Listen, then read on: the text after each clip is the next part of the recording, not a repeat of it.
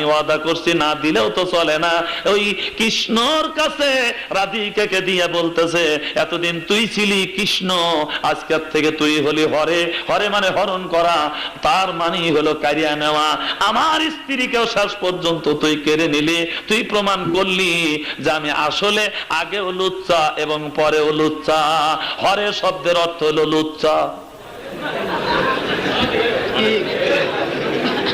আর শোনেন, এবার রুচির তো মানুষের অভাব নাই। এই কৃষ্ণ, ওনার মনে সাত জাগলো দাসীর ঘরে যাব। এবার দাসীর ঘরে কৃষ্ণ, রাধিকা খুঁজে পায় না।